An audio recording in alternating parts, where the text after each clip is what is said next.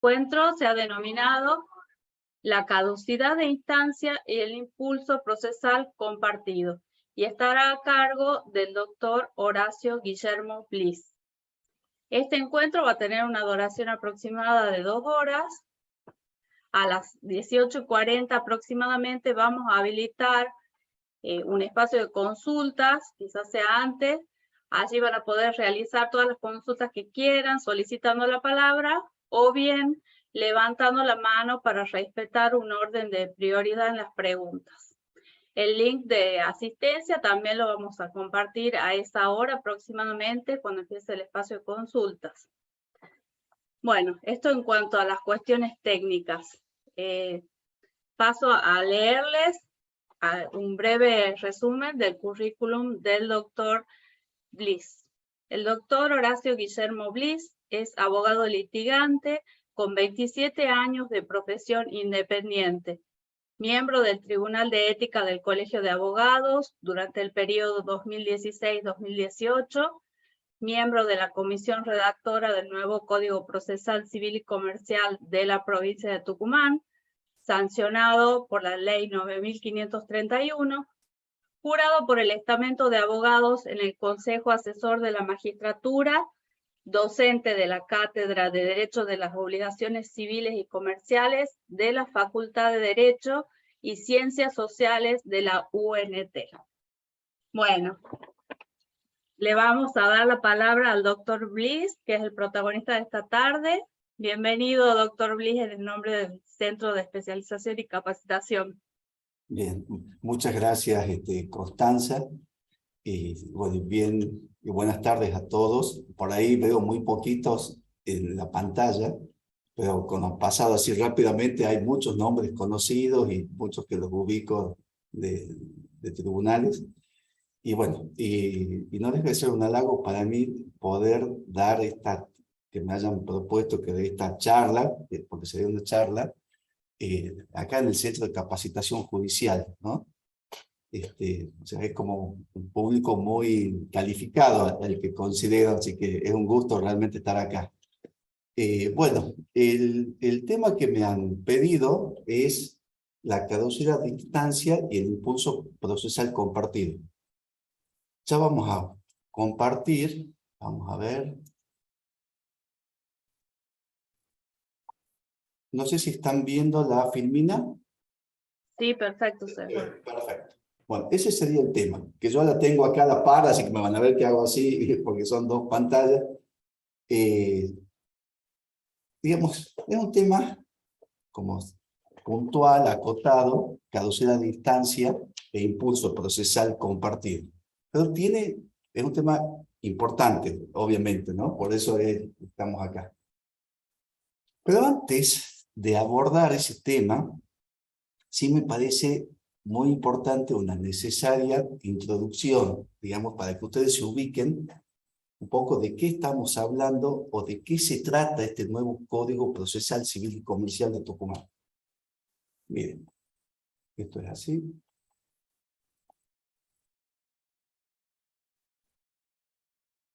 Miren, el código actual, la ley 6176, que es el código que nos rige, este código en realidad es tributario. Esto es porque hay algo que hay que darse cuenta. Este código es tributario de la Ley de Enjuiciamiento Española de 1855. La Ley de Enjuiciamiento Española, a su vez, deriva o viene de la novísima recopilación española de 1805. La novísima recopilación de la nueva recopilación de 1500. De esa de las leyes de Toro, de 1505, de las ordenanzas de Madrid, y nos remontamos a un sistema procesal pergeñado en las 7 partidas de Alfonso el Sabio, de 1258. Esa es la impronta procesal de nuestro código procesal vigente, impronta que tiene sus raíces en esa historia hispánica y colonial en este caso. Hay un autor que yo comparto muchísimo. Está todo visto. Me faltan los de la mañana. Ah, sí, sigo entonces.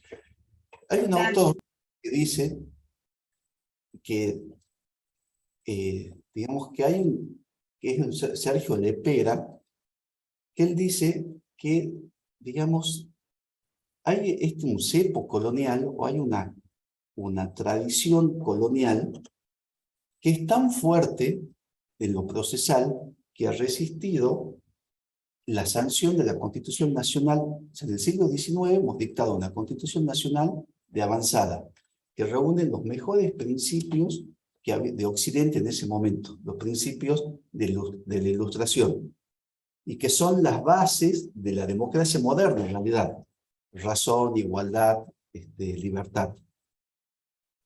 El Código Civil de Vélez también está inspirado en esos principios, siglo XIX.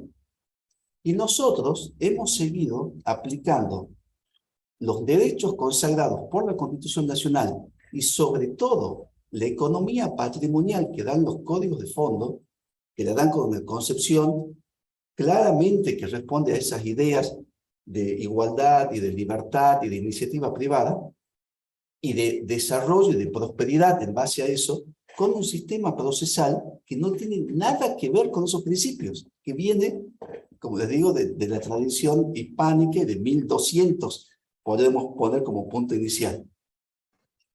Entonces, eso genera, digamos, una ruptura, o genera un choque de paradigmas muy fuertes, que ya vamos a volver sobre eso. Esta situación ha sido también un poco advertida en Uruguay, digamos que un país chico, vecino nuestro, pero tuvo digamos, procesalistas de muy buena calidad, como Couture, por ejemplo, y procesalistas un poco, muy con la idea clara que de lo que se trata es de resolver casos, ¿no? Digamos, como que es es la función que tenemos los abogados del ejercicio y los magistrados y funcionarios, es la de resolver los casos. Entonces, en Uruguay, de alguna manera, han visto este problema de este cepo colonial y han visto de modificar esa situación y han sancionado un código en el año 89 que de alguna manera un poco rompe ese esquema y lo ajusta un poco más a los principios y valores que corresponden a los principios constitucionales, ¿no?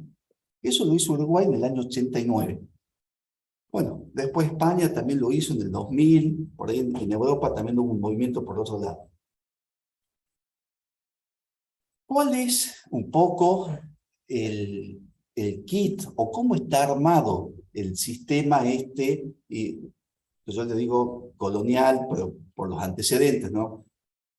¿Cuál es la matriz que lo informa? Y la matriz que lo informa es el principio de delegación funcional en los hechos.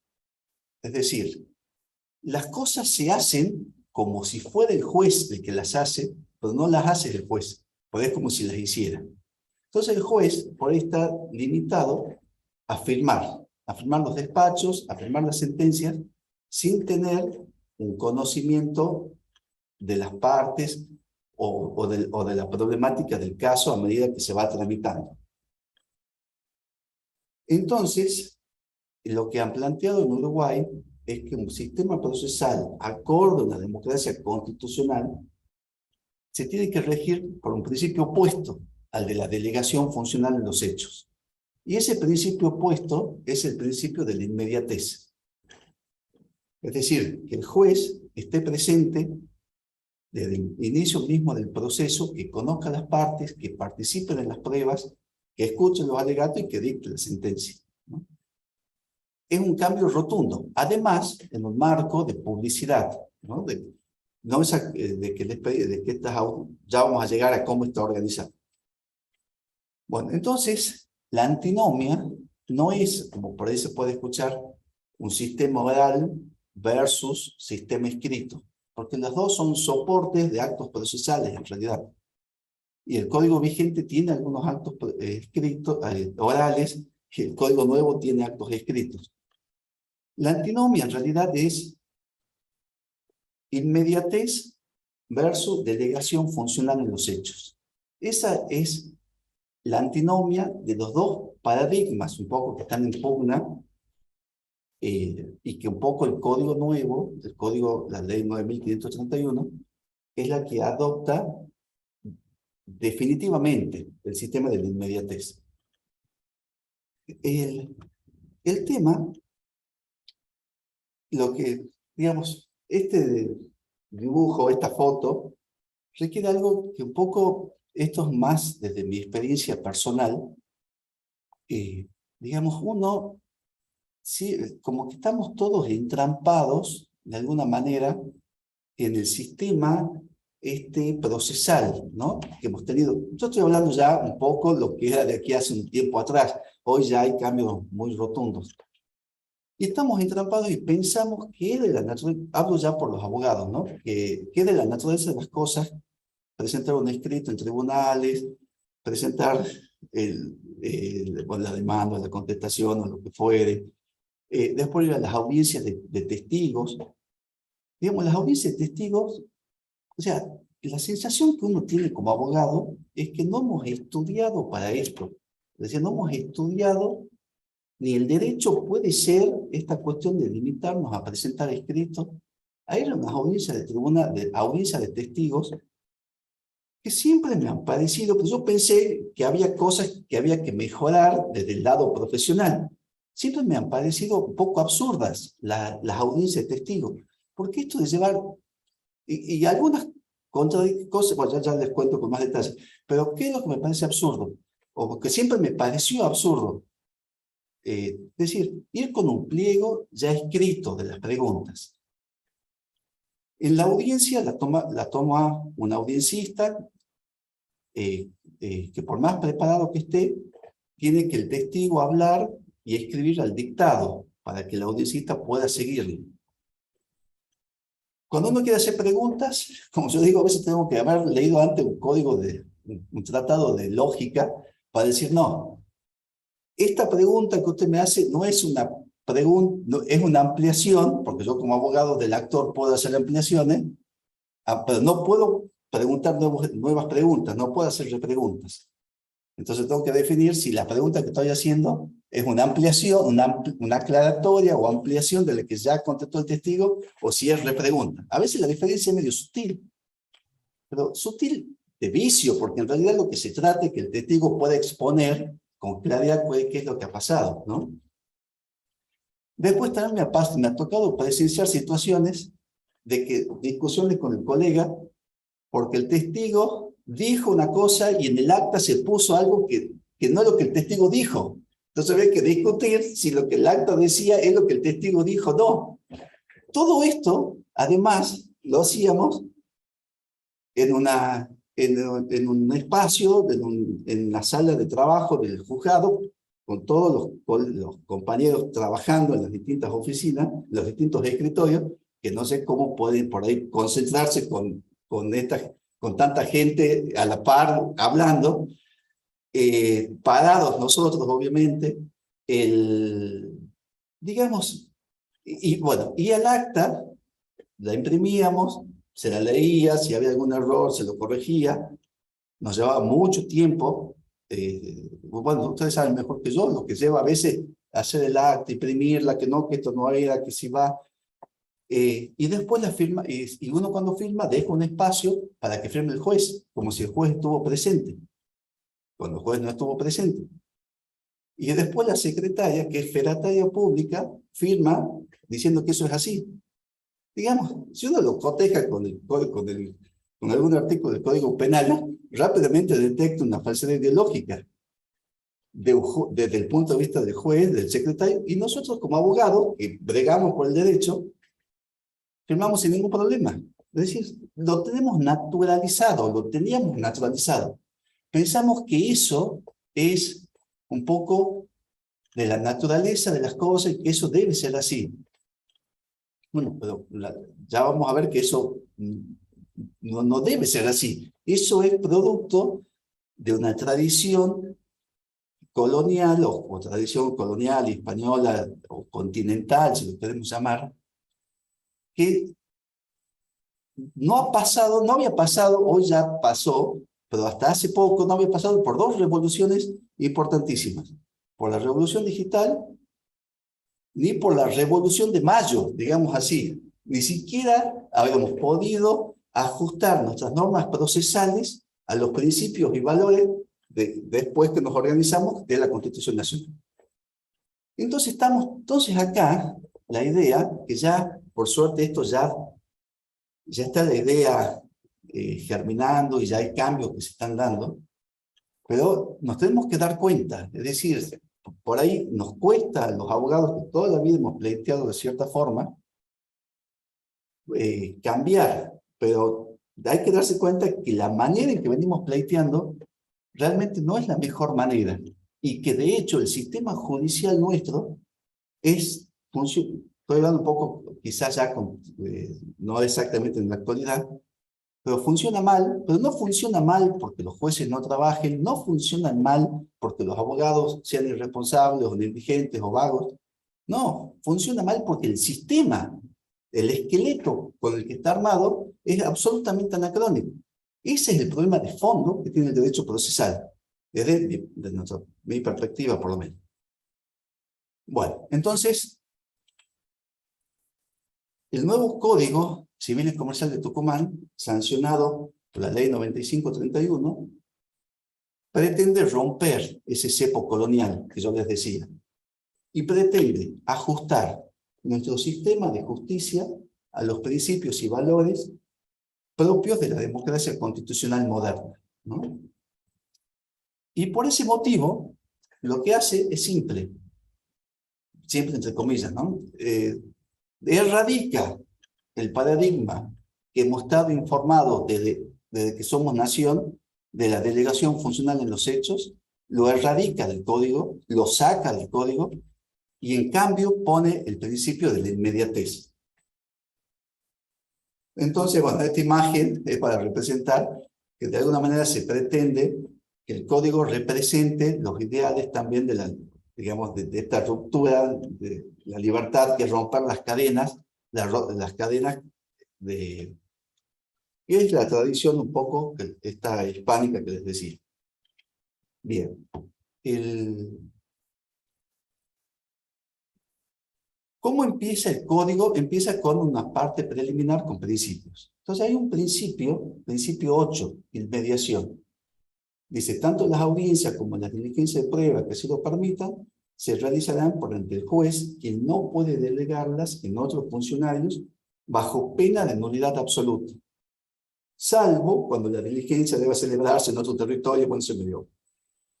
Y en caso de ausencia justificada, deberán ser subrogados por otro juez conforme ley especial que lo regule. Digamos, ese es el primer principio. Obviamente, y ustedes lo van a compartir mucho mejor que yo, esto requiere mucha más jueces, la cantidad de más jueces. Pero acá también viene. Son cambios en las políticas públicas. Nosotros en el año 76, que tenemos la misma cantidad de jueces civiles y comerciales, 8, ¿no? Que fue lo que más conozco. Desde el 76 hasta ahora, se duplicó, todas las políticas han tendido a hacerse con el matriz de la delegación funcional en los hechos. Doble turno para un solo juez, para un montón de oficinas también. Pero tenemos, como les digo, desde el 76 han pasado, ya en breve van a ser 50 años, cuando aumentó muchísimo la población, cuando aumentó mucho la litigiosidad, etc. Así no, obviamente que así no vamos a funcionar, digamos, con este código no va a andar así. Este código requiere ese cambio de mentalidad. Pero como les digo, ya les visité un poquito más adelante, ese cambio ya empezó a germinarse, ¿no? Y está la conciencia de que tiene que haber más jueces. Y cuando hablo de más jueces, no hablo de más juzgados, porque no hacen falta más unidades jurisdiccionales. Hacen falta solo más jueces. y se necesitan quizás menos empleados por juzgado, por decirlo así, porque el juez va a tomar, porque el sistema, digamos, con inmediatez cambia bastante. Entonces, bueno, juez es fundamental, ¿no? Bien. Bueno, ese es el artículo. Después, el artículo 181 nos dice que las audiencias serán públicas, bueno, salvo que el tribunal, atendiendo a las circunstancias del caso, disponga lo contrario por resolución fundada. Y después otra cosa que dice el artículo 186 y que nos parecía de ciencia ficción cuando se redactó el código hace 3 años ya casi, decía, las audiencias en su totalidad se registrarán por medios audiovisuales, documentándose en archivos multimedia y agregándose al expediente digital con firma digital del funcionario judicial. Digamos, tenemos que ir a unas audiencias actuadas, espontáneas, como de la vida real. No podemos tener esta cosa absurda, caricaturesca, del dictado, eso no va más, no puede funcionar así. Entonces las audiencias tienen que ser de esa forma, que por suerte ya han empezado a hacerlo, con el tema de la oralidad, con el protocolo de oralidad. Y después, el artículo 375 nos dice, los testigos deberán ser examinados individual y sucesivamente. Deberá procurarse que los testigos que hayan declarado no tomen contacto, bueno, eso se aplica también hoy obviamente, con los que no lo hubieran hecho. Y esto es lo que me interesa marcarles. Los testigos serán examinados libremente. Comenzará el examen al testigo la parte que lo haya propuesto. Luego podrá contraexaminar la otra parte y finalmente el tribunal. Las preguntas serán pertinentes, claras y precisas, no conteniendo cada una más de una cuestión. Y las partes podrán objetar las preguntas, indicando el motivo, lo que es decidido, sin recurso alguno. Entonces ahora está diseñando un sistema donde hay, digamos, una audiencia que tiene que ser en una sala, que ya las tenemos, esto todavía no estaba cuando se empezó a pensar esto, pero ya hay una sala donde el juez esté en su estrado, en un lugar, que es el lugar que debe ocupar el juez, presidiendo la audiencia. Incluso se decía, y esto lo decía el doctor Lafuente, yo totalmente de acuerdo con eso, tiene que estar la bandera argentina también a la par, porque la bandera simboliza un poco los principios de nuestro país y también representa esos principios de la Constitución. O sea, el juez en el lugar que debe estar, no tapado en un escritorio con expediente dedicado a firmar y como aturdido de los trabajos intelectuales. El juez tiene que estar presidiendo la audiencia y en contacto y en conocimiento de qué es lo que está pasando. O sea, es un cambio rotundo en el rol del juez. Y por otra parte, también está el abogado del otro lado, que no está ya parado en un rincón, sino que está en un escritorio donde puede tener los antecedentes a mano, tiene también un micrófono para poder expresarse, está el cliente a la par.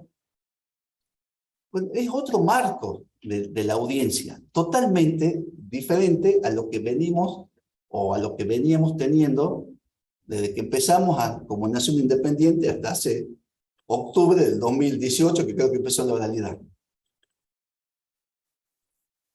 Y acá se jerarquizan más el destinatario fundamental de esto, obviamente que es el cliente, es el justiciable, digamos en términos, pero se pretende, no que se pretende, sino que se jerarquizan dos roles que son fundamentales en una democracia constitucional.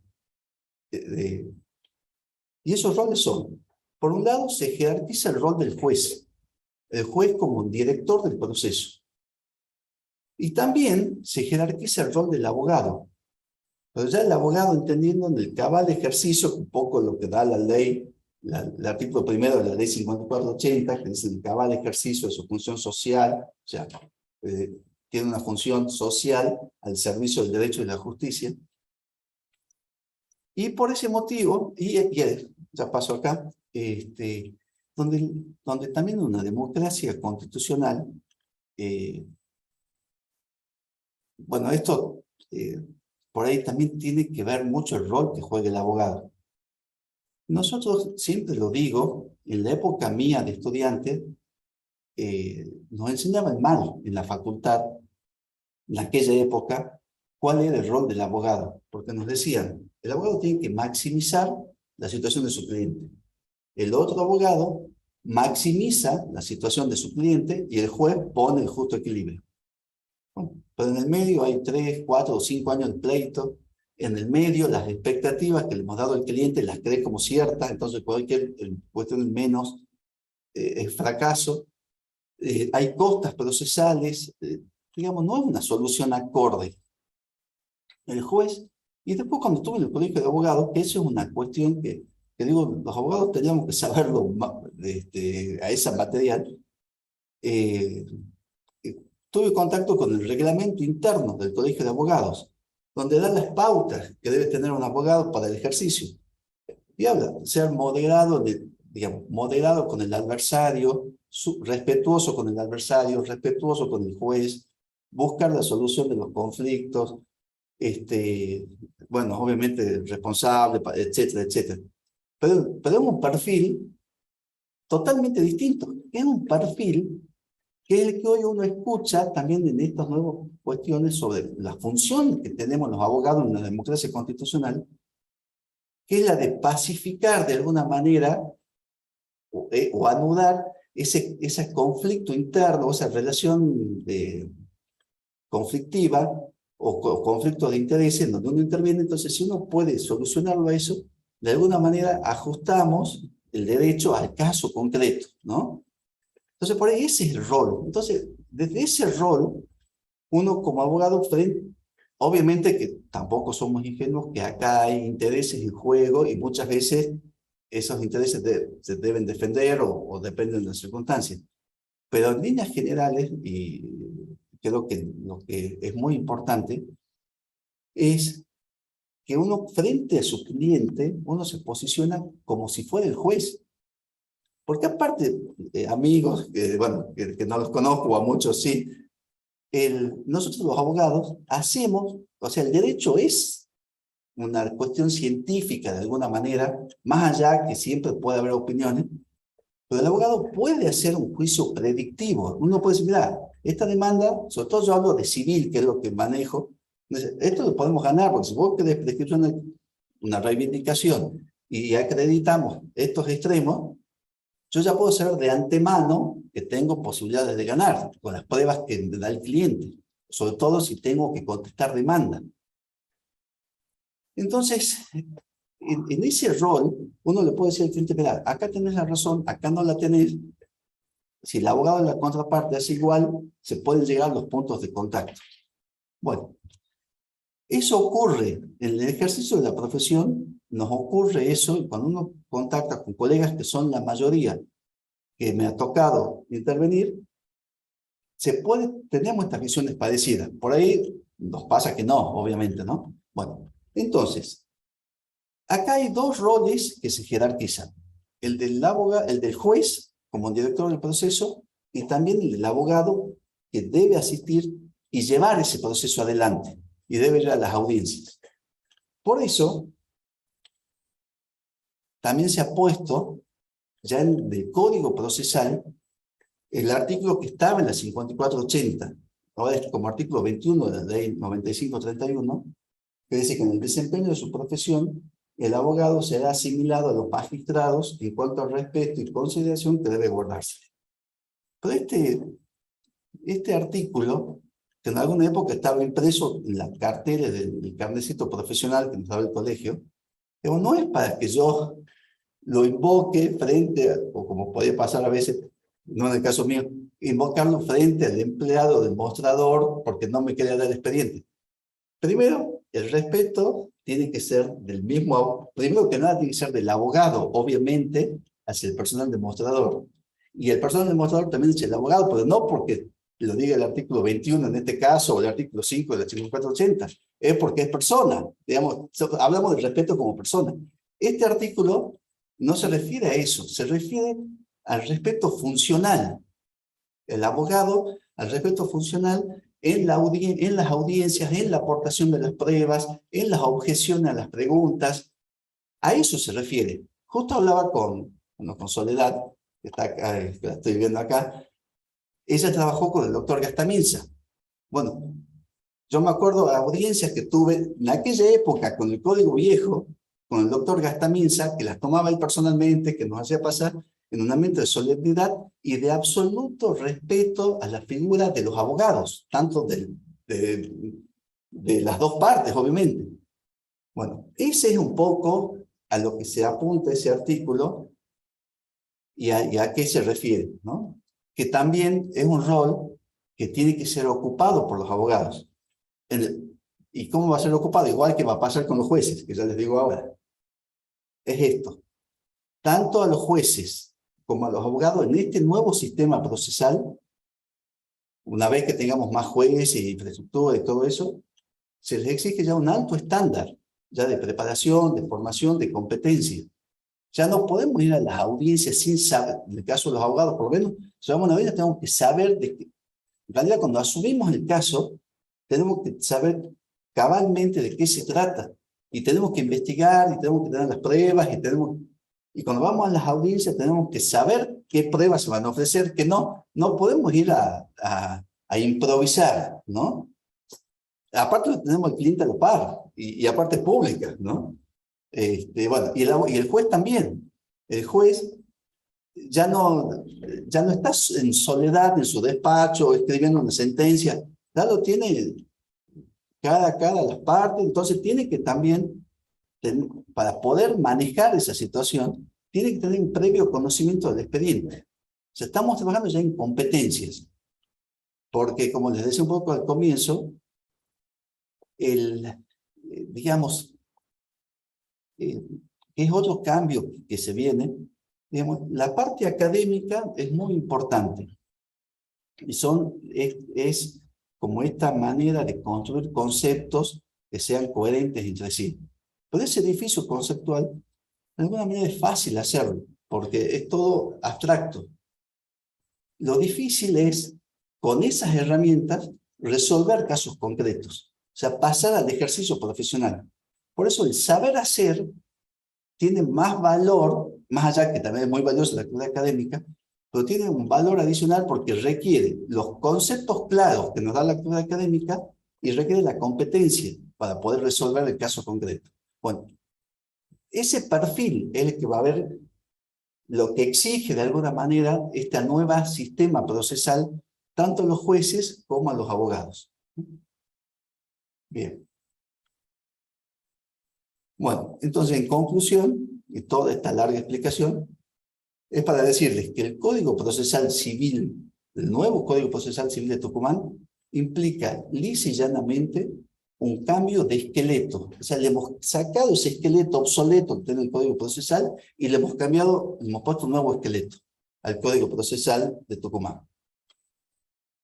Y acá viene, lo que me parece que para entrar ya en el tema de hoy, es que muchísimos institutos procesales, muchos, se mantienen como estaban, porque han funcionado bien esos institutos en sí, pero se mantienen dentro de un esqueleto distinto, y ese esqueleto y esos paradigmas distintos, por ahí los reperfilan de otra manera, ¿no? Entonces, digamos, en mi opinión, ustedes que están estudiando y bueno, que ya vamos a empezar todos a aplicarlo en algún momento el código, la clave para entenderlo al código es que hay ese cambio de esqueleto fundamental, que es el tema de la inmediatez y de las audiencias, que ya vamos, bueno, no es el tema de esta clase. Y los institutos, por ahí pueden ser parecidos o iguales a como estaban antes, pero hay que leerlos con ese nuevo paradigma para aplicarlos correctamente. Que ya vamos al caso concreto de los dos temas que me han pedido, que es caducidad de instancia e impulso procesal compartido. Bien. Bueno, todo esto me llevó más de la mitad. Fue una introducción, pero me parece que si no sabemos esto, muchachos, no entendemos de qué se trata. Y obviamente que esto requiere no de un código procesal, sino requiere de políticas públicas que generen los cambios necesarios. cambios que ya se han empezado a dar, ya tenemos la digitalización, ya hay concursos para nuevos jueces, o sea, estamos en esa línea, obviamente que falta un montón, porque el código solo no basta y nunca un código es suficiente, siempre necesitamos que las ideas hayan estado previamente instauradas, aceptadas, ¿no? Bien. Bueno, entonces ahora pasando al tema un poco de la clase. Sí. Bueno, seguimos entonces. Sí, parece que se activó un micrófono nada más, doctor. Bien. Bueno, impulso procesal compartido. Esto ha generado mucho ruido en algunos colegas, esto del impulso procesal compartido, y esto como de un poder de los jueces, ¿no? Y eso que yo soy abogado en ejercicio de profesión y estoy del lado de abogado. ¿Cómo dice el principio principio 9? Dice, iniciado un proceso, tanto las partes como el juez deberán impulsarlo, evitando su paralización. Después hay unos puntos suspensivos que ya lo vemos. Bueno, y después, o sea, es como que el juez y las partes tienen el impulso procesal, lo dice ese principio. Pero después el artículo 239, cuando habla de caducidad de la instancia, dice, la caducidad de la instancia podrá declararse de oficio o a petición de parte. Y los plazos de la caducidad, bueno, son los mismos que teníamos, 6 meses en primera única instancia, 3 meses en un incidente, y en el tiempo de la prescripción, que bueno, hoy en el Código Civil y Comercial de la Nación ya no hay prescripción menor a 3 meses, así que no se aplicaría, pero bueno, en algún momento podría haber. Bueno, entonces ahí uno dice, bueno, acá hay una contradicción. Si los jueces ahora a tener impulso procesal, ¿cómo puede ser que el mismo juez pueda plantear la caducidad de la instancia ante la inactividad que él mismo no cumplió en el expediente? No tiene mucho sentido. Y otra cosa que también uno se pregunta, ¿y qué pasó con el principio dispositivo? El principio dispositivo es la base de nuestro sistema. Pero cuando uno empieza a indagar un poco en el código, vamos a ver. El principio dispositivo está en el principio 11. Dispositivo y aporte de parte. Ley 9531. La iniciación del proceso incumbe a los interesados, los que podrán disponer de sus derechos, salvo aquellos disponibles, ¿no? Las partes podrán terminar unilateralmente o bilateralmente, conforme lo regulado por este código. Estos son los postulados del principio dispositivo. Que Palacio, este viejo procesalista, nos enseñaba que el principio dispositivo comprendía 4 elementos, básicamente. Uno, la iniciativa, es decir, el accionar, el peticionar ante tribunales, presentar las demandas, incidentes, lo que pueda. Segundo, la disponibilidad también de ese derecho material, que uno podía desistirlo en cualquier momento con distintas alternativas, según te traba la litis o no, etc. Después también la delimitación de los temas que se van a decidir, porque si una parte ha reconocido ciertos hechos, después el juez no puede decir, no, para mí esos hechos no han existido, que se los pruebe. No, ya están. Ya la parte los reconoció, el juez no puede ir más allá de eso. Eso lo marca el principio dispositivo, que está en el principio 11. Y después también incluye el impulso procesal del principio dispositivo, que acá es donde empieza a haber donde hay algunos ruidos, porque ahora sería compartido. Pero en realidad, el impulso procesal compartido, de alguna forma, o sea que también lo pueden tener los jueces en algunas circunstancias, es algo que ya se instauró desde hace más de 50 años, en el año 68. Ya hubo una reforma en la justicia federal del Código Procesal de la Nación y se incorporó, que después se replicó en el Código de Tucumán, que es el artículo 36 de la ley 6.176, 36 vigente, que dice, puesto el movimiento del proceso, los jueces podrán dictar de oficio todas las providencias que pueden necesarias para evitar su paralización. Pasando a la siguiente etapa, en el desarrollo procesal, salvo que, por expresa disposición de la ley, se deje el impulso ligado exclusivamente a las partes. Tenemos esa salvedad. Entonces, si ahora lo leemos completo, porque yo hice una pequeña trampita, no le puse el artículo, el principio completo al comienzo del impulso compartido, pues lo pongo acá. El impulso procesal compartido. Iniciar un proceso, tanto las partes como el juez deberán impulsarlo, evitando su paralización, salvo que el impulso corresponde exclusivamente a las partes. Eso lo dice el código, el nuevo código procesal. Salvo que el nuevo impulso corresponda a las partes. O sea, acá no hemos innovado nada. ¿Qué es lo que también uno ve? Estas disposiciones que tenían más, que se le incorporaron hace 50 años, buscaban darle mayor, ante el desastre, disculpen la expresión, o ante lo que uno veía de procesos tan largos y de que no había soluciones, venían este tipo de soluciones. Bueno, le vamos a dar el impulso a los jueces. ¿Pero de qué sirve darle el impulso a los jueces si no es el problema ese? El problema es que el esqueleto procesal no es el adecuado, ¿no? Desde el punto de vista. O también se parte de la base de reducir plazos, pensando que con eso ganamos, pero a veces quitamos derecho a las partes, reducir un plazo, y el problema no está en el plazo, sino está en el sistema, ¿no? Bueno, lo que pasa es que esa norma puesta hace 50 años no tuvo mayor eficacia. Hoy, con el juez en el lugar que debe estar, como director del proceso y con inmediatez, obviamente que se va a poder usar más esta herramienta del impulso procesal compartido, ¿no? Como que se reperfila o se resignifica desde ese punto de vista. Pero eso no implica, bajo ningún punto de vista, avanzar sobre el principio dispositivo, porque acá también hay una clara convicción, por ejemplo, que tenemos en la comisión, y creo que ustedes van a compartir, no necesitamos superjueces. Digamos, eso no existe. El juez heroico no existe. Lo único que vamos a generar es jueces arbitrarios. La única manera en un sistema de justicia constitucional de llegar a soluciones justas es mediante ese diálogo entre los abogados, mediante el sistema dispositivo y el juez como director del proceso. Y en ese diálogo, con esas reglas, se dictan soluciones lo más justas, podríamos, acorde al derecho.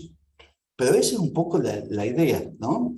Por eso acá el principio dispositivo se mantiene vigente y el impulso procesal compartido tiene que armonizarse con este principio dispositivo. Y, por ejemplo, esa armonización de los dos principios está en las medidas para mejor proveer del artículo 135.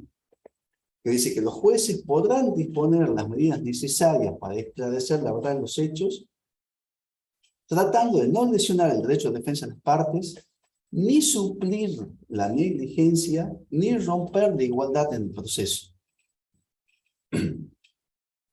Ese es un poco el esquema, digamos, o la línea ideológica, si se quiere, del código, que responde también a la tradición, obviamente, constitucional, es de respetar, no queremos, no un juez, no jueces inquisitivos, sino un juez que administre justicia, que sea el director del proceso, que cumpla su rol plenamente, pero dentro respetando el principio dispositivo, ¿no?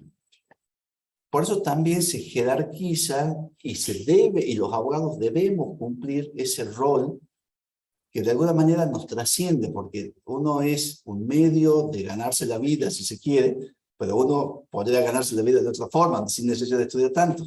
La idea es poder ajustar, digamos, como que la vigencia de los derechos se apliquen, que el Estado de Derecho sea algo concreto y uno puede participar en eso. Ese es el rol que tenemos, ¿no? Que hay que cumplirlo, obviamente. Bueno, entonces, en conclusión, con respecto al impulso procesal compartido,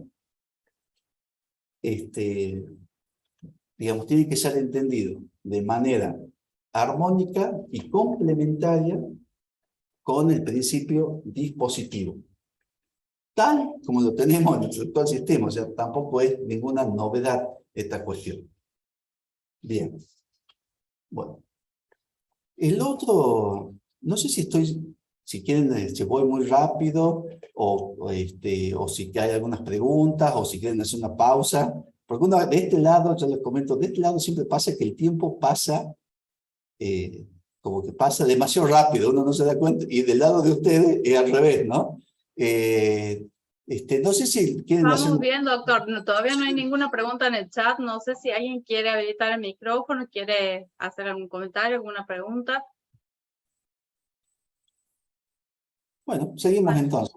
Digamos. Bueno, y el segundo tema es caducidad de la instancia. Que en realidad hay dos artículos.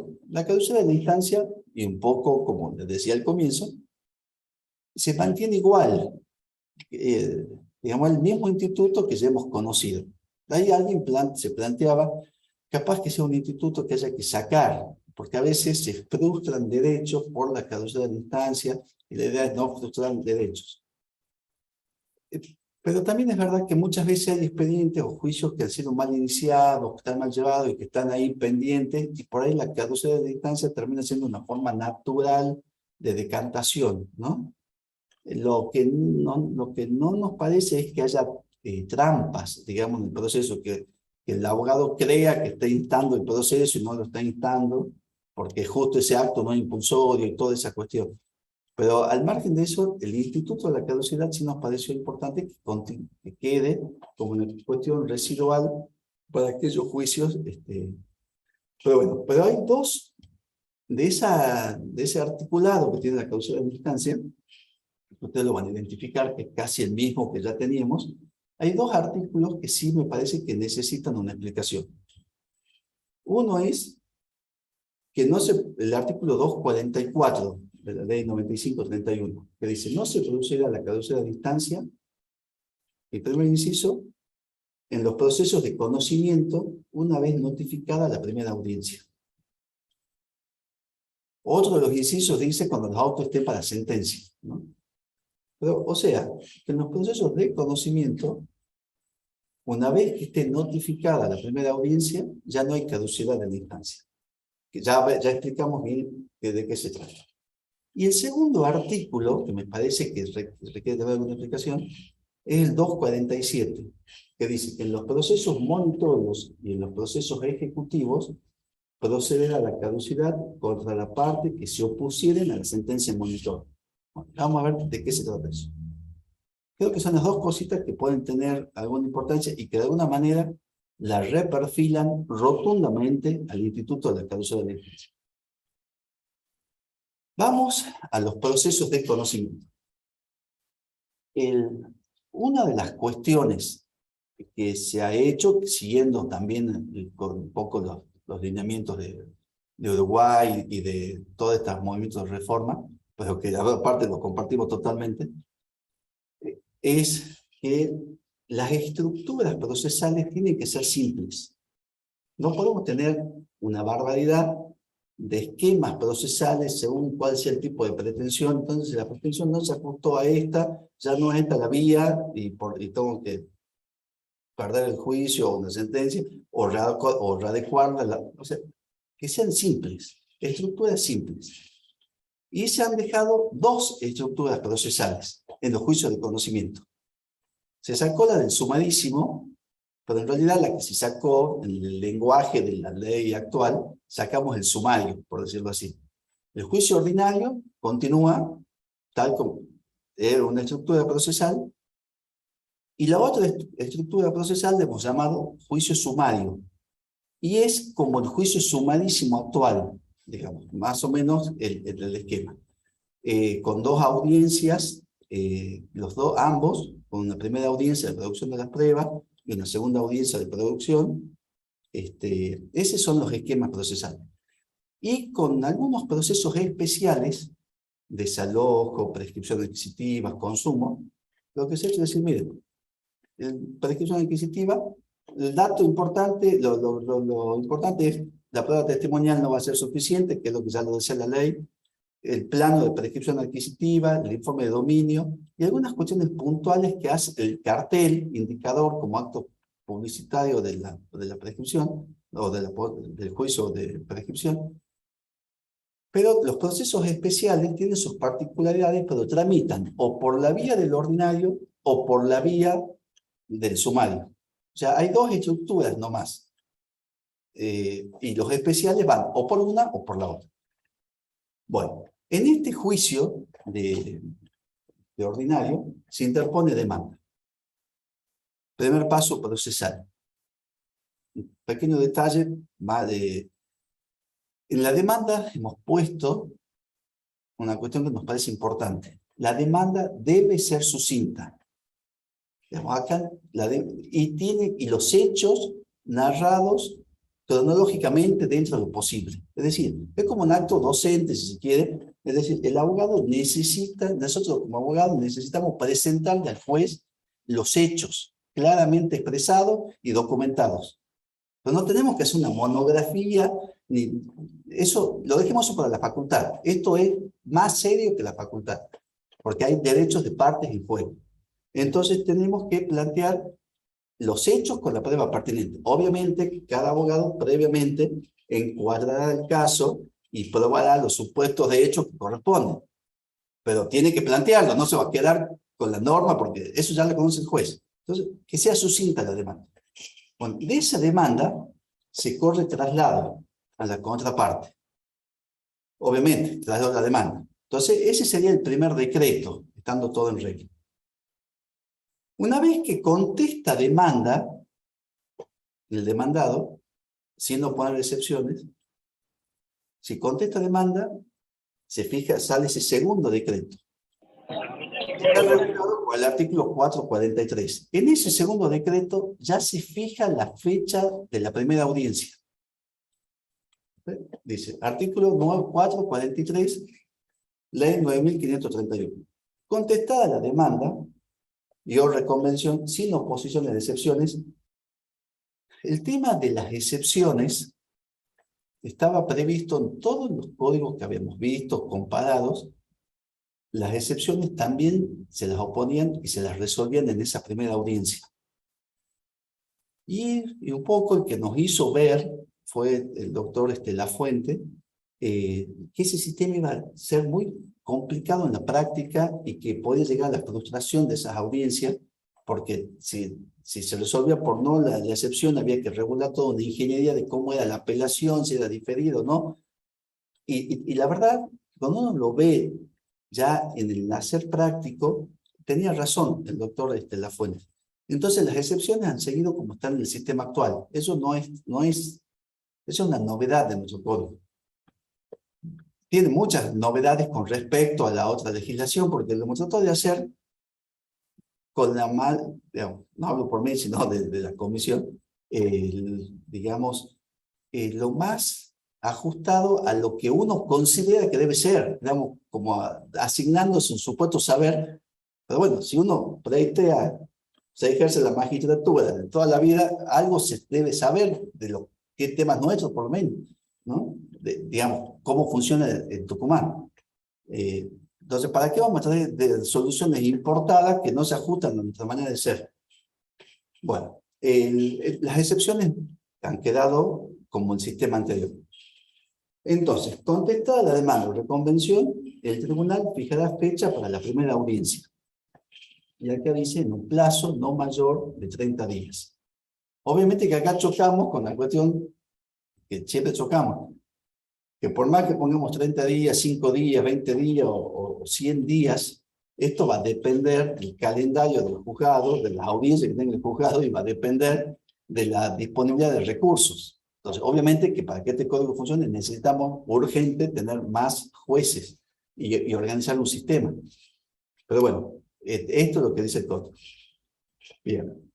En ese primer decreto, la misma providencia de contestación de demanda, se ordena correr traslado por 10 días de todos los documentos que se le atribuyan a la contraparte, para que puedan, porque también esta otra cuestión, por ahí hago estas acotaciones, viendo que algo de tiempo disponemos, pero ustedes me van diciendo cualquier cosa. Otra cosa que nos parece muy importante, es que tenemos que garantizar cierta calidad de los actos jurisdiccionales. Entonces, yo como el abogado no puede ir a la audiencia y tomar conocimiento de la documentación con su cliente del acto de la audiencia y él mismo expedirse. Porque el cliente en la audiencia está nervioso, no entiende. Tenemos que tenerla antes, a la documentación, y expedirnos antes. Y eso es lo que dice este artículo, que es lo que es el 293 actual. Entonces, sale el decreto, fija la fecha de audiencia. Ya está fijada, pero mientras me corre el traslado de la documentación, para que yo pueda, en la tranquilidad de mi estudio, citarlo a mi cliente y analizarla si le corresponde o no, y qué posición uno va a tomar con respecto a esos documentos. Segundo, también dice que ahí se abre un plazo para ofrecer pruebas. No es que se abre el juicio a pruebas, sino que en todos los sistemas, como en la justicia federal también, es la demanda con todo el ofrecimiento de pruebas, como está regulado, y la contestación de demanda con todo el ofrecimiento de la prueba. Bueno, a nosotros nos parecía, y eso hubo unanimidad en la comisión, que una demanda donde yo ofrezco toda la prueba, en realidad la estoy haciendo con lógica académica, disculpen, digamos, la expresión. ¿Por qué? Porque yo digo, los supuestos de hecho que tengo que acreditar son esto, esto y esto, entonces a cada supuesto voy ofreciendo las pruebas.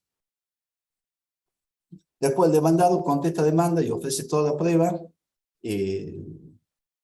bueno, y después el juez dicta digo yo que el juez a veces dicta también sentencias dogmáticas, ¿no?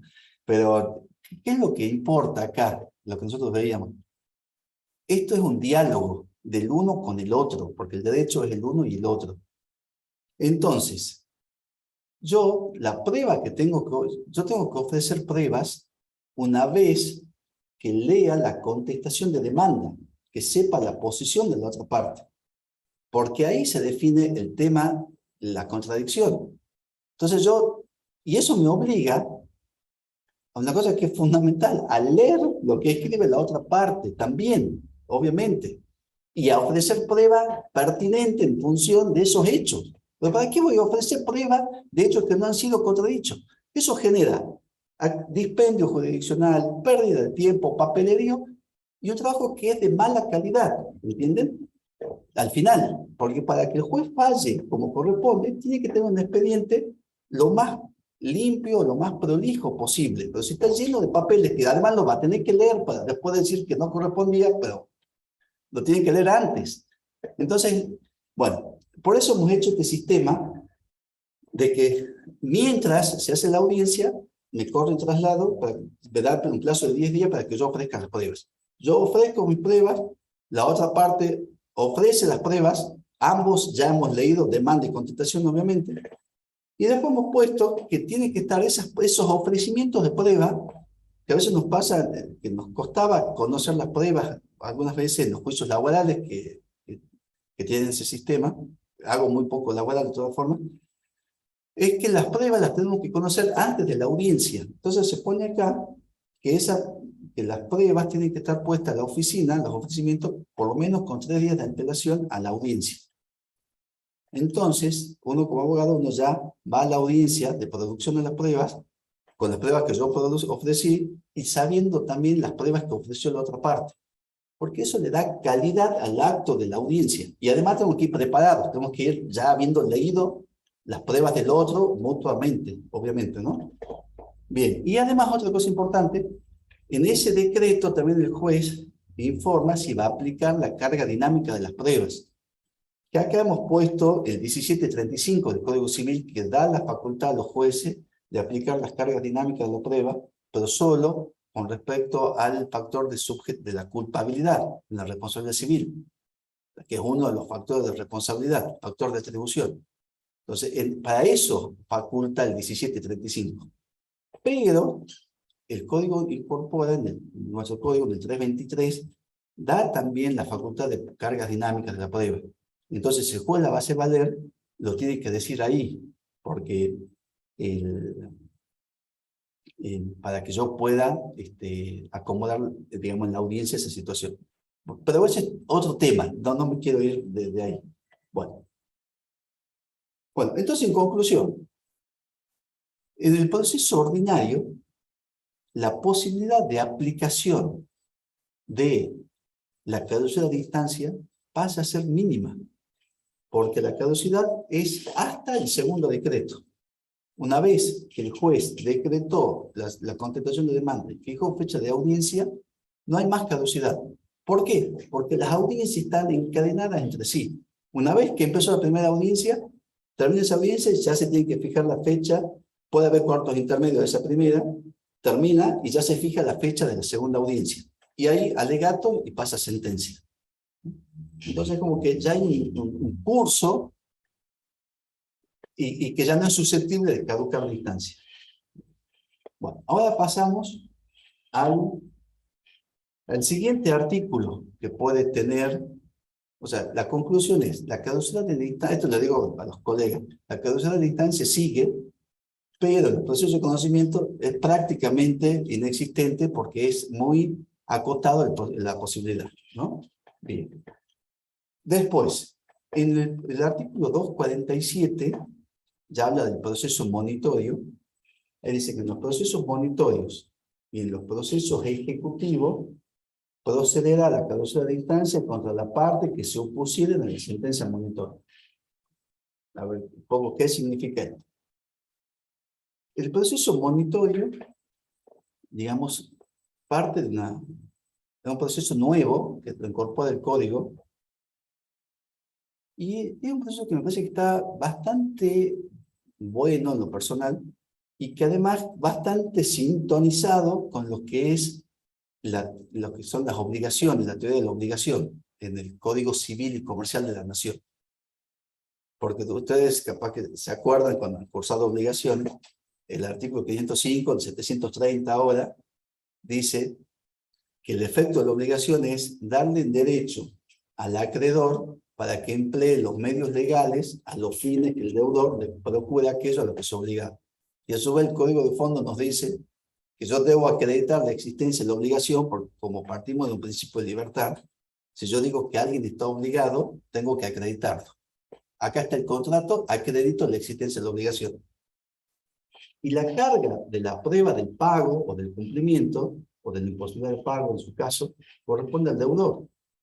O sea que yo acreditada la obligación, ya es suficiente. Ya si hay alguna cuestión extintiva o impeditiva, la tiene que acreditar el deudor. Bueno, eso hoy nos lleva 5 años de juicio. Digo, 5 años de juicio, un juicio de escrituración, donde se obligó a escriturar, con firma certificada por escribano si quiere. Tengo 5 años al día de hoy, o 3 años de pleito. O sea, eso es ese choque fuerte que uno siente entre los paradigmas del Código Civil y los paradigmas coloniales, digo yo, de que tiene la tradición nuestra procesal. Porque eso, si nosotros le hemos dicho a la parte, obviamente contratos paritarios me refiero, si lo que usted acuerde con el otro vale como la ley misma, o sea, ese pacta sunt servanda, y después le dice la obligación que surge de ese contrato, le da derecho a emplear los medios legales para que le procure aquello que es obligado. Bueno, hago y me pone una estructura, pues no puedo hacer justicia por mano propia, pone una estructura, tribunales, para poder conseguir eso. ¿Por qué tengo que transitar tanto, no? Bueno, ¿qué dice el proceso monitorio? El proceso monitorio dice, esto ya ha sido tema, creo que la doctora Montero lo dio, Soledad, pero básicamente es que si yo ya tengo un sistema documental, si ya tengo documentos donde consta la existencia de obligaciones de ciertas características, yo con la sola presentación de esos documentos se dicta ya una sentencia, que se llama sentencia monitorio. Ya salió la sentencia. Desalojo por falta de pago, uno de los supuestos, o desalojo por vencimiento de contrato. Acredito el contrato, vencido, con firma certificada, listo, sale la sentencia de desalojo. Sentencia monitorio. Esa sentencia se notifica a la otra parte. Y ahí la otra parte tiene 15 días, puede hacer una demanda de oposición. Ya puede no decir nada. Si no dice nada, la sentencia queda firme y se ejecuta. Puede oponerse, pues ya se opone como una demanda de oposición. Porque él en realidad lo que es como una demanda con los requisitos del 417, porque él en realidad va a cuestionar esa sentencia monitoria. Entonces, señor juez, yo estoy en desacuerdo porque no es verdad que el contrato, lo que sea, lo dice y lo plantea, pero como demanda de oposición. Esa demanda se da traslado a la contraparte para que la conteste, pero la vía procesal ya no era del juicio monitorio, ya es la vía del proceso ordinario que corresponda a la pretensión que se trate, ¿no? Donde ahí se dilucida esa cuestión que puede terminar en que caiga la sentencia monitoria si tiene razón el demandado, o que quede firme la sentencia monitoria, en cuyo caso se le ejecuta. Bueno, ¿cuál es la característica que tiene este sistema? En definitiva, siempre está sujeto a que se oponga a la contraparte. Entonces, si se opone, tenemos el juicio. Pero con la caducidad de instancia, un dato importante es que lo dice el 535. Es que genera un desplazamiento del contradictorio. Es decir, el demandado es el que tiene la iniciativa del contradictorio y la carga de la prueba respecto a los supuestos de hecho tendientes a descalificar la sentencia monitoria. Entonces, la caducidad de la instancia perjudica al demandado. O sea, es el demandado el que tiene que, se hace esa demanda de oposición, es como que pasa a ser actor, digamos, ¿no? Entonces, en ese proceso, que va a ser proceso ordinario en definitiva, o sumario según el caso, si hay caducidad de la instancia, lo carga contra él. Y si ocurre la caducidad, queda firme la sentencia monitoria. Bueno, esa es la demanda Bueno, ahora hay otra situación que parece igual, pero que no es igual, que es bastante diferente, que es la del juicio ejecutivo, que son los juicios ejecutivos como los tenemos actualmente. Pero ese juicio ejecutivo que lo tenemos actualmente, ahora tiene estructura monitoria. Es decir, no es que va a ser difícil con las palabras, pero una cosa, el proceso monitorio es el que yo le expliqué, que con la demanda de oposición se tramita por el juicio ordinario que corresponda al tipo de pretensión que se trate. En cambio, este es el juicio ejecutivo normal y común, tal como lo conocemos, con la diferencia que yo, interpuesta la demanda ejecutiva y el juez, examinado los instrumentos y que sean títulos que traigan la pareja de ejecución, dictan la sentencia monitoria ejecutiva, ordenando llevar adelante la ejecución. Y la notifican al deudor o al ejecutado. Si el ejecutado se opone, pero el ejecutado puede oponer excepciones, que son las mismas excepciones que tenemos hoy en el proceso ejecutivo. Inhabilidad de título, falsedad, etc. Puede oponer las excepciones. Y bueno, y si se oponen las excepciones, se abrirá prueba y se resolverá y se dictará una sentencia que confirme o deniegue la primera sentencia. Y bueno, entonces uno dice, en definitiva, es lo mismo que hay actualmente, porque antes el demandado también puede oponer excepciones, ahora también las puede oponer, o sea, estamos en la misma que antes. Pero es que hay una diferencia, y esto es más estadístico, si se quiere. Y es que en relevamientos, más del 70%, nos decían, de los juicios ejecutivos que tramitan el documento de locaciones, no se oponen excepciones. No se puso excepciones, obliga a la parte a pedir paso a sentencia, que se practique planilla, o todo un circuito. Entonces acá evitamos todo ese papelerío o ese tramiterío en ese 70% de casos que con la sola presentación ya hay sentencia. Ese es el sentido un poco de esta estructura de monitoreo. Pero hay un segundo sentido que también creo que beneficia mucho, y es que el que oponga excepción corre con la carga de prueba, corre con la carga de la caducidad de la instancia. O sea, yo pongo la excepción, debo tramitarlo al juicio. Si no lo tramito al expediente, si no lo tramito al expediente, y hay caducidad de la instancia, caduca la excepción que he planteado y queda firme la sentencia monitoria. Al inverso de lo que pasa hoy, que de hecho, muchas veces se han planteado excepciones, como jugando con la posibilidad de la caducidad, y muchas veces se consiguió caducidades de instancia. Bueno, hoy eso no pasaría porque la caducidad perjudicaría al propio ejecutado, en el sentido que quedaría firme la sentencia, ¿no? Bueno. Entonces, ¿cuáles serían un poco las conclusiones de este RAID a los que lo sometía a ustedes? La primera conclusión es que la ley 9531 implica una ruptura en nuestra tradición procesal. E intenta, de alguna manera, romper ese cepo colonial. Bueno, esto es opinión mía, obviamente, ¿no? En la que todos estamos, de alguna manera, entrampados. Segundo, jerarquizan los roles del juez y del abogado litigante, exigiendo a ambos un alto estándar de preparación y de competencia. Además, cambia la manera de ejercer, porque ya no se pueden tener 500 juicios al unísono, en el caso de los abogados, y que uno lo va llevando a cuentagotas.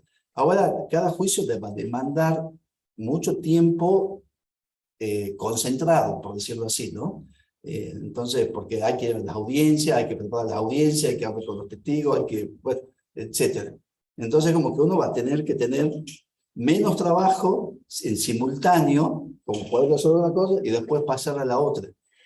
Que eso me parece positivo, no me parece que sea negativo. Y también me parece positivo que de alguna manera va a abrir el campo también a otros colegas. Bien. Después, el impulso procesal, el principio de impulso procesal compartido, esto no hay que asustarse, debe ser armonizado con el principio dispositivo y tiene una aplicación complementaria y residual. Lo que cambia es la función o el rol o la posición que le damos al juez, que diciéndolo gráficamente, en vez de estar en un escritorio tapado de expedientes firmando, ahora está en el estrado presidiendo la audiencia y liderando de alguna manera ese momento con los abogados, con las dos contrapartes, etc., ¿no? Bien. Después, la caducidad de la instancia continúa tal cual la conocemos, o con algunos cambios,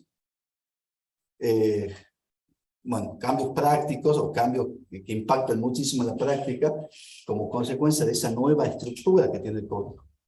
¿Cuáles son?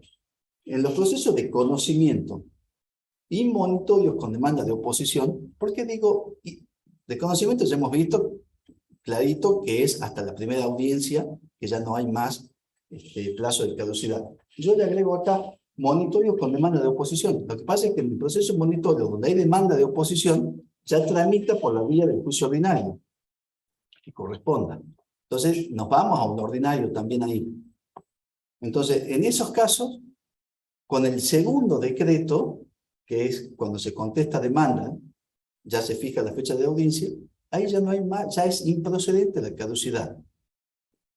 La idea es que las audiencias estén encadenadas, ¿no? Para que podamos terminar. Ahora, si en el medio se desencadena, no hay ese encadenamiento, bueno, ahí se puede quizás plantear una situación de caducidad. Bueno, que ya habría que ver. Y después, en los procesos ejecutivos, que ahora tienen estructura monitoria, la caducidad de la instancia perjudica a la parte que ha opuesto excepciones. O sea, eso es totalmente opuesto al sistema actual, porque la sentencia monitoria ejecutiva va a quedar firme. El único cambio que hemos hecho es decir, dictar sentencia, en vez de despachar mandamiento, dictar sentencia. Ese cambio genera este otro cambio acá, que si opongo la excepción, yo tengo que instar el trámite, y si no lo insto y caduca, esa sentencia queda firme, ergo yo soy el que me perjudico como parte ejecutada. Bien. Y bueno, y la última conclusión es que una ley, me parece que esto vamos a coincidir todos, que una ley no va a cambiar una manera de pensar, ni que va a cambiar la realidad. Porque nosotros sabemos que el derecho siempre va a la saga de la realidad. Pero el detalle o el tema que es muy importante o auspicioso es que estas ideas, que yo les digo, ya han germinado de alguna manera en nuestra comunidad, acá en nuestra provincia. Y el cambio ya se está gestando. Ya tenemos oralidad, con los protocolos de oralidad del año 2018. Tenemos la digitalización. Todo esto, incluso esta misma charla por Zoom, pre-pandemia era como de ciencia ficción y hoy la tenemos totalmente naturalizada. Y después ya se están llamando a concurso para nuevos jueces. Ya no es para nuevos juzgados, sino para nuevos jueces, por lo menos en civil y comercial, tengo entendido que hay un concurso, por lo menos un pedido, un llamado en camino. O sea, y hay actores también que lo han entendido, de los partes de los abogados, por ahí puede haber alguna resistencia en algún sector, hay otros que lo han aceptado y en general los que son de mi edad y amigos míos, todos coincidimos que el sistema procesal, como lo hemos vivido, no es lo que nosotros nos hemos imaginado cuando estudiábamos en la facultad. No es la manera que pretendemos ejercer la profesión. Digan que tenemos la parte extrajudicial donde es dinámica, eso. Pero, y esto no es que sea, como les digo, que estemos equivocados nosotros, sino el sistema está equivocado y está equivocado por una cuestión, como uno dice, ¿cómo no? Bueno, no es fácil a veces, pero uno, después de ver todos los antecedentes, la cuestión está clarísimo que no hubo un ajuste constitucional al sistema procesal, ¿no? Hasta Palacio, le decimos, de tribunales, su señoría, todas esas expresiones hay que ir cambiándolas y hay que ajustarlas a la Constitución Nacional. Bueno, y lo que sí estoy convencido es que el cambio es irreversible. O sea que esto sí o sí va a terminar de cuajar si Dios quiere, ¿no? Bueno, esa sería un poco lo que había preparado para hoy. Y bueno, a disposición si hay alguna inquietud, pregunta o lo que fuera.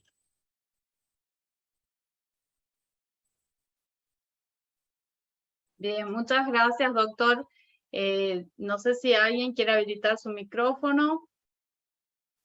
Acá veo una consulta en el chat respecto a los cobros de pagaré. Dice, ¿serán sentencia monitoria?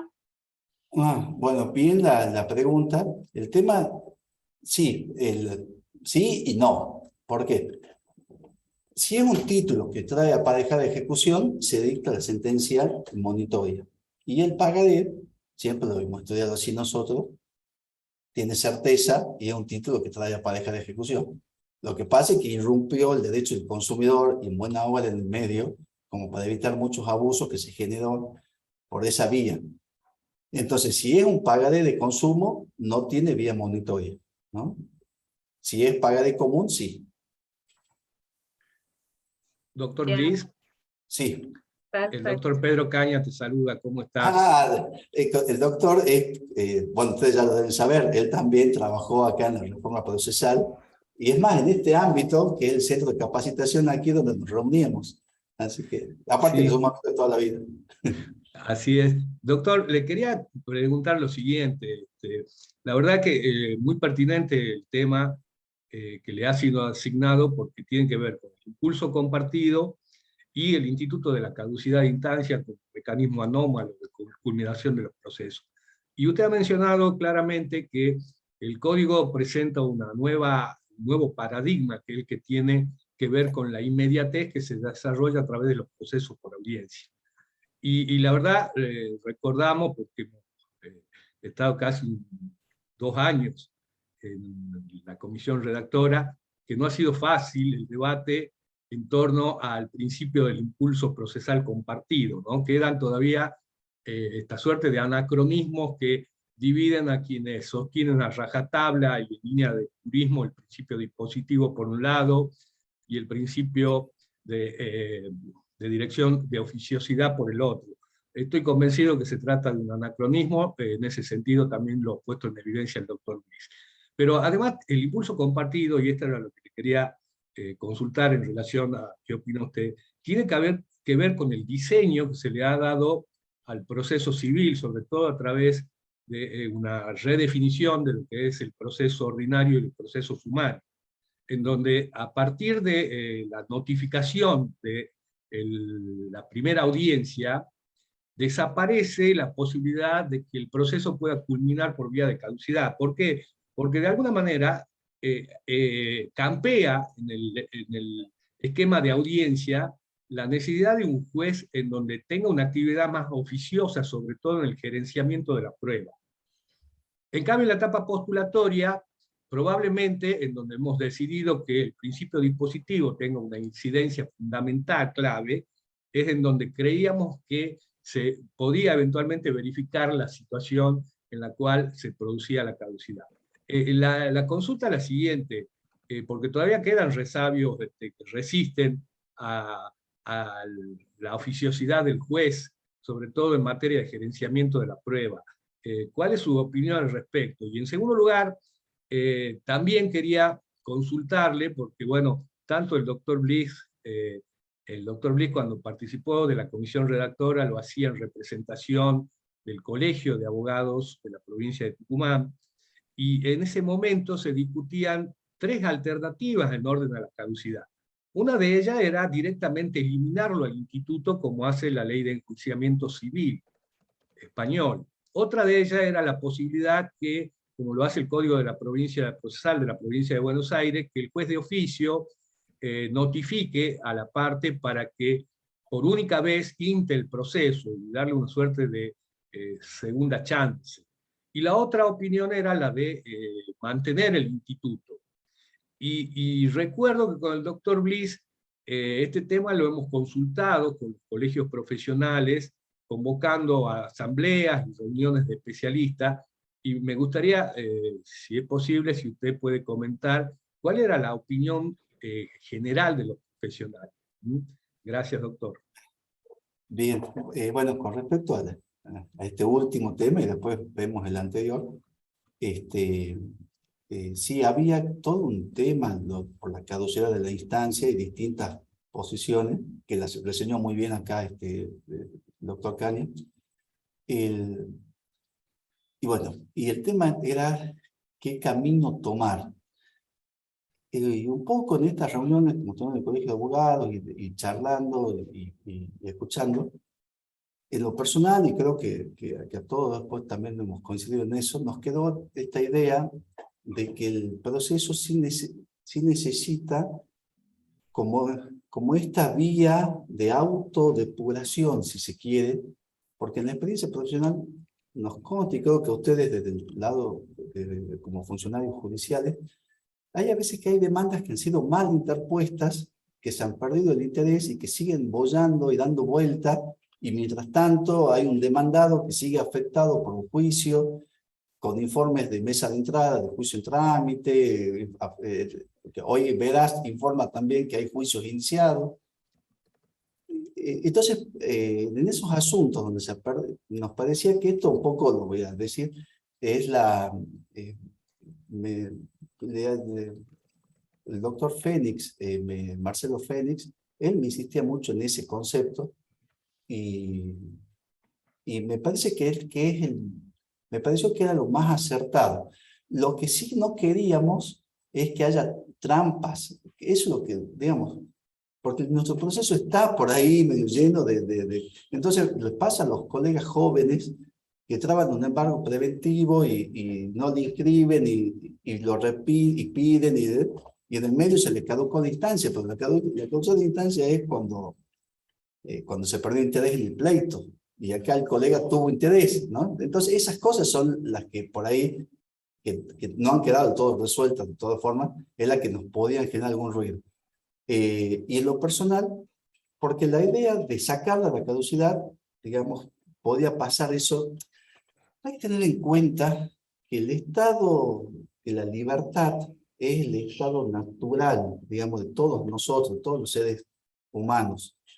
Y un juicio de alguna manera constriñe también esa libertad. Entonces, tener un juicio que no va a caducar, por más que la parte no tenga interés, por más que lo active, medio que va en contra de eso, ¿no?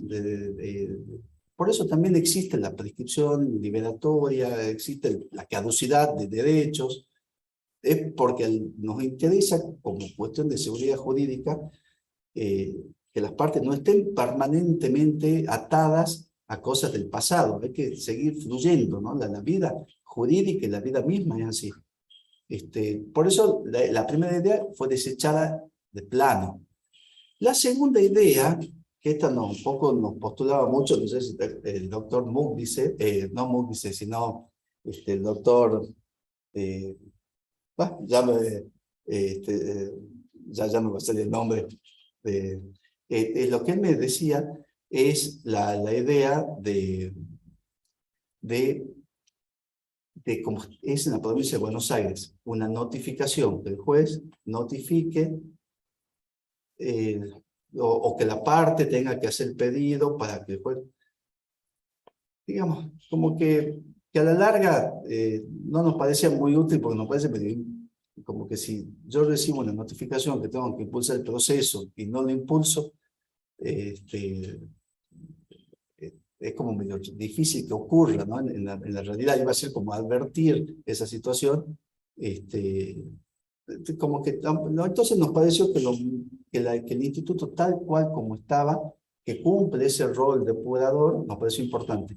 Y además queda muy limitado, como bien hemos visto, y lo mencionó el doctor también, a la etapa postulatoria, y que en los hechos es el segundo decreto. Ahí nomás ya no hay más caducidad de No, que yo instancia. le mando el mail a él. La idea es que ¿Cuál es? Me mandó a decir que era a las 5. No, yo creía que era a las 6. Entonces yo entraba y me conectaba a Perdón, las 6. le solicitamos que silencien los micrófonos. Disculpe, doctor. Sí. Entonces el sistema ahí pasa a ser público prácticamente. Entonces ni siquiera, les digo, ¿no? Ni siquiera va a depender del juez quizás en un futuro, porque el encadenamiento de las audiencias, por ellas van a estar como prescindiendo de eso. Digamos, el juez sí tiene el gerenciamiento de la prueba en cuanto a la producción, etcétera, pero, digamos, se produce en el interín, desde la primera audiencia hasta la segunda. Eso lo dice el código, hay plazos, y esa segunda audiencia ya tiene que estar fijada. Y seguramente esas audiencias van a ser administradas en algún momento, por la cuestión de la optimización del recurso, de una manera más unificada, ¿no? Bueno, y ahí ya no hay caducidad, y ahí es claramente un impulso. Ahí hay claramente un impulso oficioso, pero no es un impulso del juez, porque muchos dicen que acá le hemos dado poderes a los jueces. No, esto no es del juez, es del sistema público, digamos, porque ni siquiera el juez, es la audiencia que están encadenadas, ¿no? Bueno, yo hablo obviamente con la camiseta puesta y de mi opinión, ¿no? No quiere decir que... Sí. Y otra cosita más, y ya paso al otro tema. El doctor Caña me comentaste lo de la caducidad de la instancia, y había alguna cosa previa que me habías dicho que no me estoy acordando. Horacio, tenía que ver con el gerenciamiento de la prueba en la etapa, lo que va desde la primera a la segunda audiencia. Perfecto. Sobre todo porque hay determinados medios probatorios en que muchas veces son fundamentales para que el juez pueda dictar una sentencia de mérito con los elementos suficientes. Por tanto, me parece que en algunos casos, sobre todo determinados medios probatorios, deberían o tendrían que ser gerenciados, editados oficiosamente desde el órgano jurisdiccional, Claro, ¿no? sí, Es decir, por ejemplo, una pericia médica en un accidente de tránsito que te va a dar la pauta del porcentaje de incapacidad, no podés llegar sin producirla, ¿sí?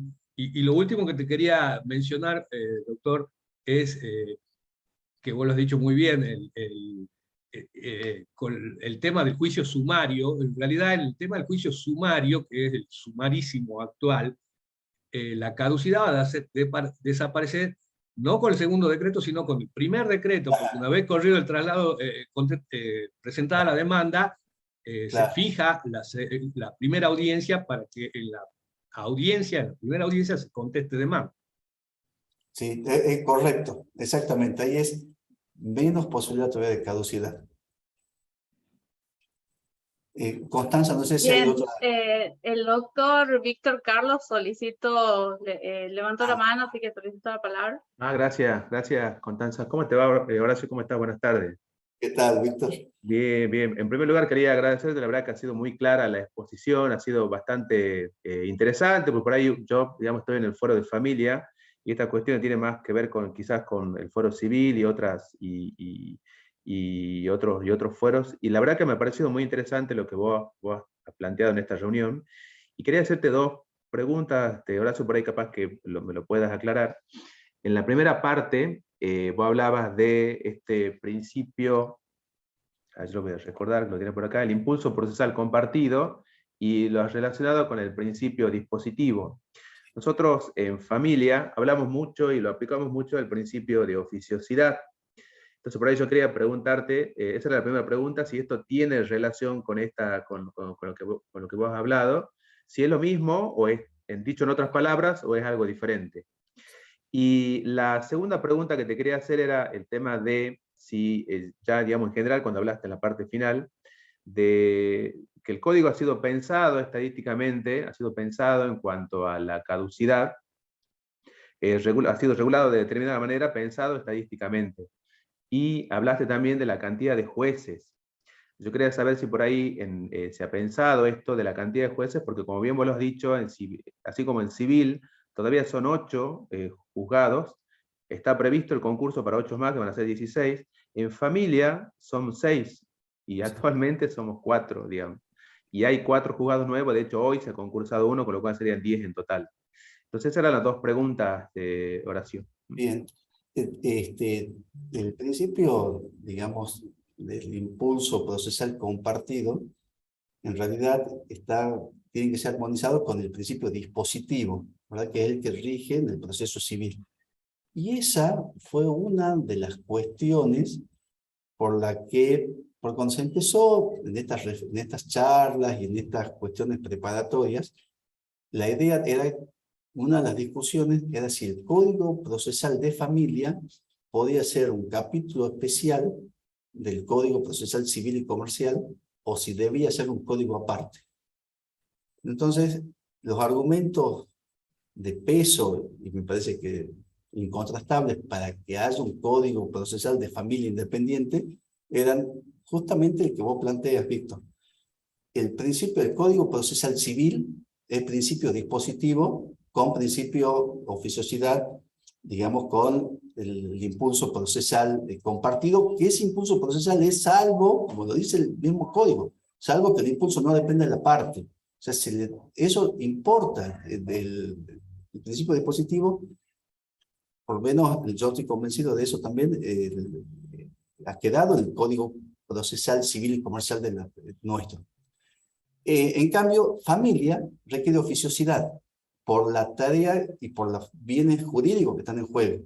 Entonces, no podemos tener un mismo código porque hay un principio fundante que son opuestos. Ustedes tienen oficiosidad, acá dispositivo, con un juez jerarquizado, obviamente, pero principio dispositivo. Y lo segundo, con respecto a la cantidad de jueces, eso es como desde el día 1, sobre todo desde el colegio de abogados, cuando vino toda esta cuestión, que también debo confesar cuando nos han invitado a estas charlas y eran como seminarios que nos daban temas para exponer, que son muy interesantes, pero todos hemos sido muy escépticos de cómo iba a terminar esto. Y también decíamos, con la cantidad de jueces que hay, es imposible cualquier cambio. Es más, hasta pensábamos en ese momento, con el código que tenemos, con más jueces, también los problemas solucionados, ¿no? Claramente lo veíamos en Tucumán, por lo menos en el Código de Civil, con 8 del 76, como vos planteas de familia, claro, que empezó también en el 76 con 7, ahora cuando hace 10, sacando sucesión, han quedado menos. Es fundamental, pero sí creo que desde las políticas públicas, eso ya no depende de nosotros, pero uno sí las advierte, si hay una política pública de designar nuevos jueces, ¿no? Son estos 8 juzgados, estos 8 concursos que ya están en trámite, porque si no, esta idea no va a cuajar. Esto necesita de eso, fundamentalmente. Así que en eso está, por eso esta especie de militancia que hay que hacer, porque el poder político tiene que designar más jueces, ¿no? Quizás menos oficinas tan técnicas, Obviamente algunas pueden ser necesarias, pero lo jurisdiccional hay que valorizar. Muchas gracias, Horacio. Muchas gracias y de nuevo, un gusto haber compartido con vos esta tarde. Muchas gracias. Muchas gracias. Bien.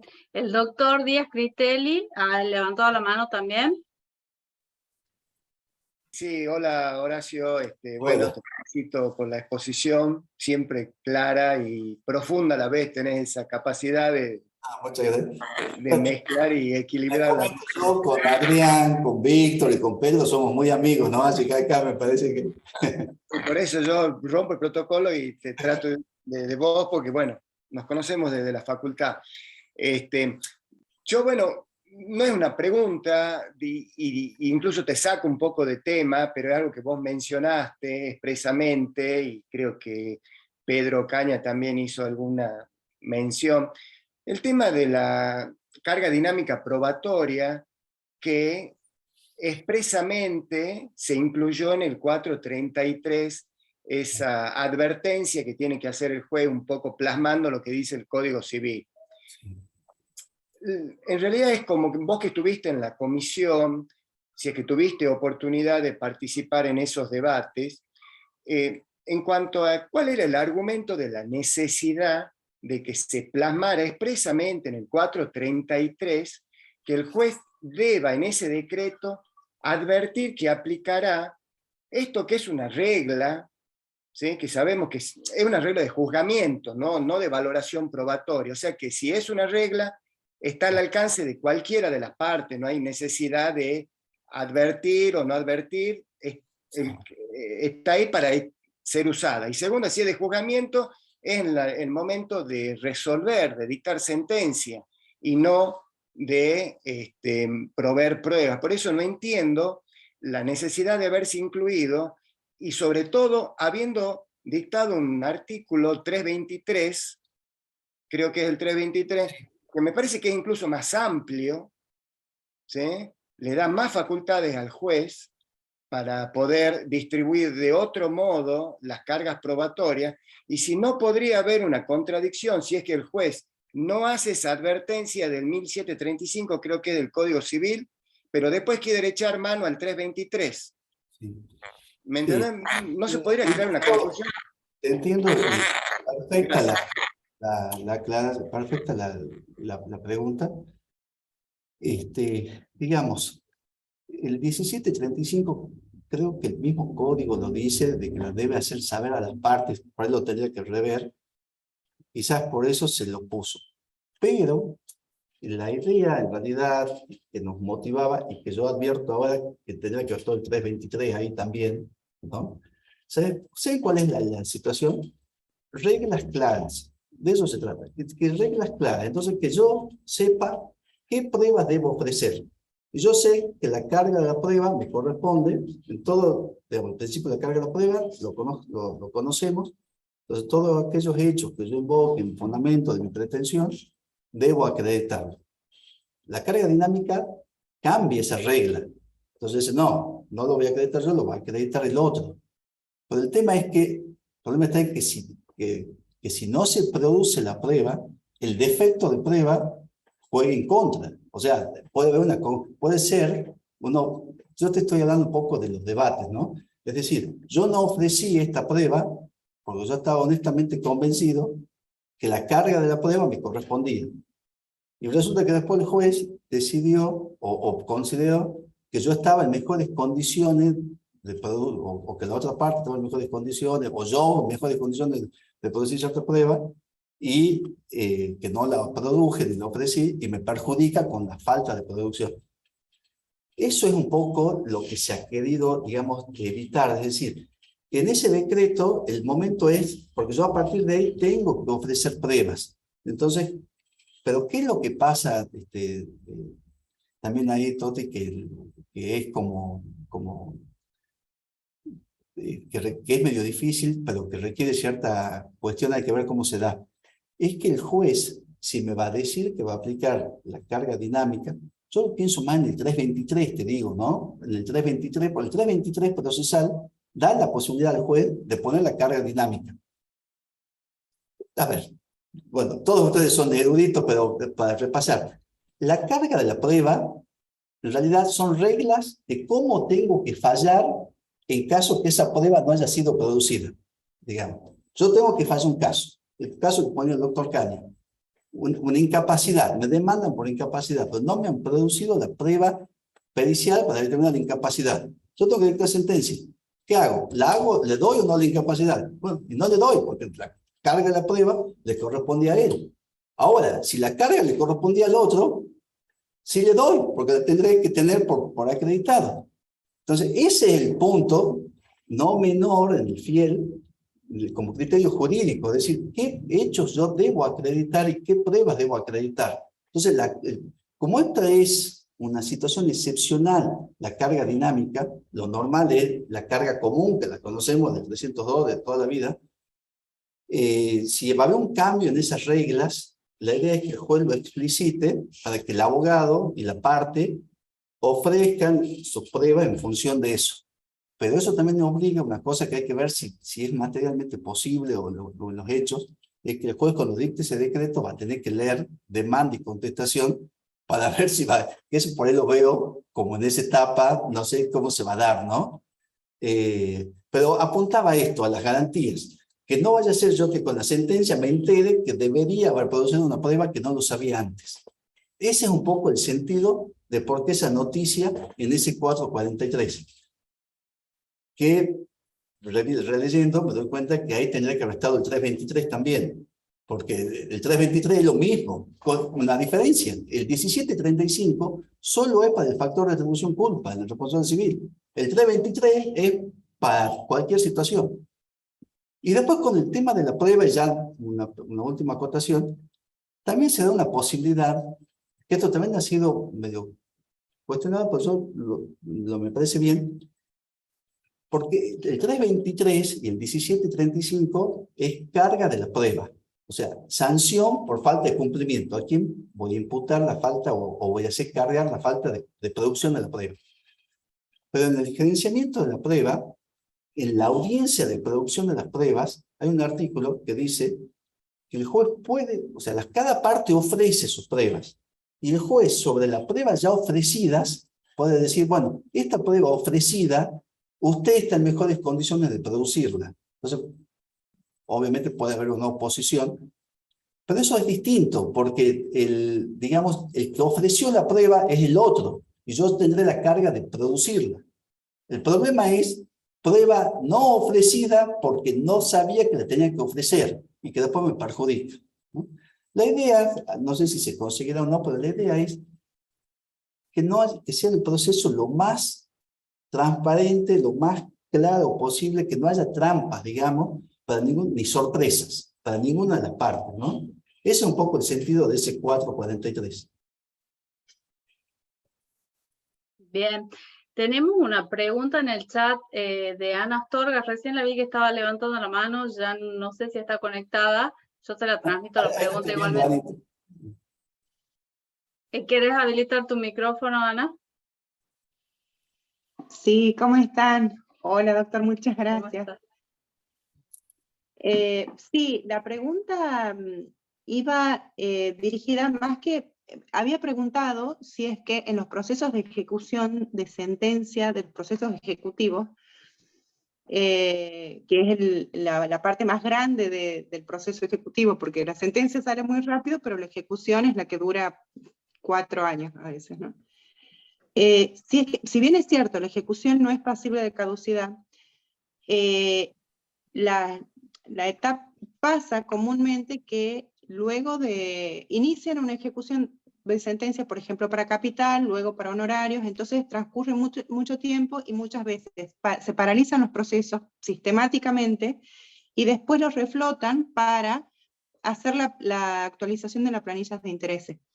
Entonces, mi pregunta iba como dirigida ahí, si bien es cierto, los procesos de ejecución no caducan, si es que, por ejemplo, la actualización de los intereses o las incidencias relativas a esas pueden caducar, o no, seguimos con la paralización y después se reflota el juicio y continúa.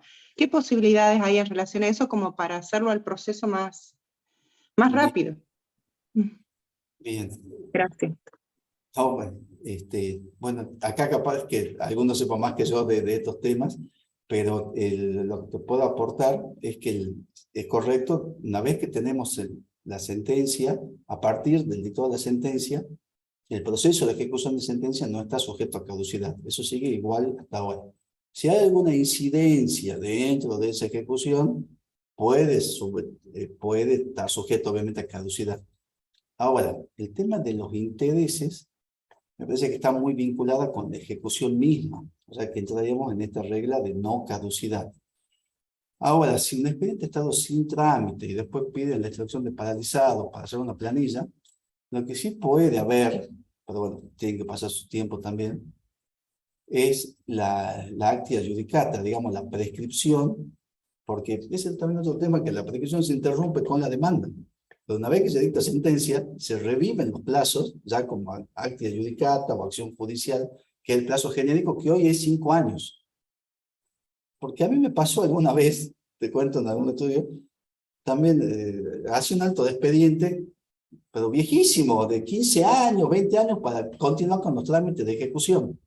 Y yo creo que ahí se puede dar, digamos, quizás un caso de excepción, pero los jueces, en el sistema actual y el nuevo, es como que la caducidad se puede dar también de oficio, pero la prescripción es solo la puede oponer la parte, ¿no? Esto sería como para que el litigante esté advertido de esa situación. Creo que por ahí podría haber una alternativa, pero si es el proceso de ejecución y tiene que ver con planilla y con intereses que hacen a la actualización de esa ejecución misma, creo que comprenderían estas generales de que no habría caducidad, en mi opinión. Bien, Gracias, muchas doctor. gracias. Perfecto. No tenemos más preguntas en el chat.